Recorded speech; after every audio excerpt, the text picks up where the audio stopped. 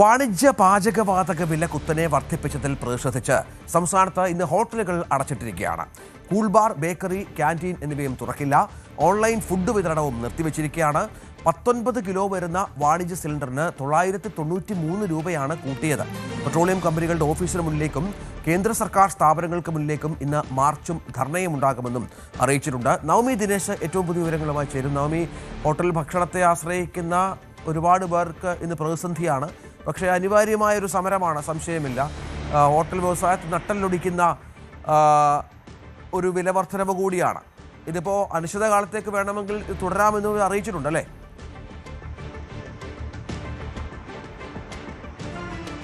അതെ രഞ്ജിത്ത്, ഇന്നിപ്പോൾ എന്തായാലും സൂചന പണിമുടക്കാണ്. പക്ഷേ ഇത് ഉടനെ ഒരു തീരുമാനം ഉണ്ടാക്കിയില്ലെങ്കിൽ കടുത്ത നടപടികളിലേക്ക് പോകുമെന്നാണ് ഹോട്ടൽ റെസ്റ്റോറന്റ് ഉടമകൾ അറിയിച്ചിരിക്കുന്നത്. കഴിഞ്ഞ ദിവസം അവർ നടത്തിയ പത്രസമ്മേളനത്തിലെല്ലാം വിശദമായി പറയുന്നതായിരുന്നു.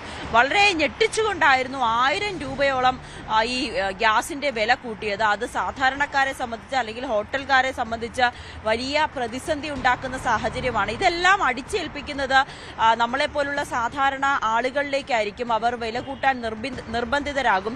പിന്നീട് ഈ ഹോട്ടൽ ഭക്ഷണത്തെ ആശ്രയിക്കുന്നവർ അല്ലെങ്കിൽ ഒരു ദിവസം പുറത്തു നിന്ന് ആഹാരം കഴിക്കാമെന്നൊക്കെ ആഗ്രഹിക്കുന്നവരെ സംബന്ധിച്ച് അങ്ങനെ ചിന്തിക്കാൻ പോലും കഴിയാത്തൊരു സാഹചര്യത്തിലേക്ക് വരും.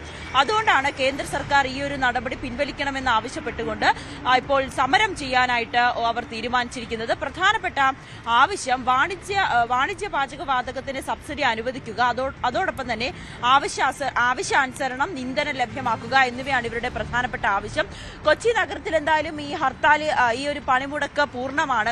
ഹോട്ടലുകളൊന്നും തന്നെ തുറന്നിട്ടില്ല, റെസ്റ്റോറന്റുകളൊന്നും തന്നെ തുറന്നിട്ടില്ല. പലരും ഇതറിയാതെ, ഇന്നത്തെ പണിമുടക്കിനെ കുറിച്ച് മറന്നുപോയിട്ട് അല്ലെങ്കിൽ അറിയാതെ പലരും ഹോട്ടലിലേക്ക് വന്ന് തിരിച്ചു പോകുന്ന കാഴ്ചകളാണ് കാണുന്നത്. പ്രത്യേകിച്ച് ദീർഘദൂര യാത്ര നടത്തുന്നവരെ സംബന്ധിച്ച് ഇന്നത്തെ ദിവസം വലിയ വെല്ലുവിളിയായിരിക്കുകയാണ്. ഹോട്ടൽ ഭക്ഷണം എങ്ങും കിട്ടാനില്ല.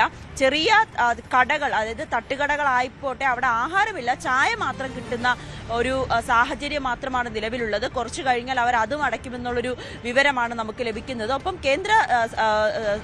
കേന്ദ്രത്തിന്റെ ഓഫീസുകളിലേക്ക്, കേന്ദ്ര സർക്കാരിന്റെ ഓഫീസുകളിലേക്ക് ഇന്നവർ പ്രതിഷേധ മാർച്ച് നടത്തുമെന്ന് കൂടിയാണ് ഹോട്ടൽ ആൻഡ് റെസ്റ്റോറന്റ് ഉടമകൾ അസോസിയേഷന്റെ ഉടമകൾ അറിയിച്ചിരിക്കുന്നത്. നവമി ദിനേശാണ് വിവരങ്ങൾ പങ്കുവച്ചത്. കൂടുതൽ വാർത്തകൾക്ക് news 18 Keralam YouTube channel subscribe ചെയ്യുക.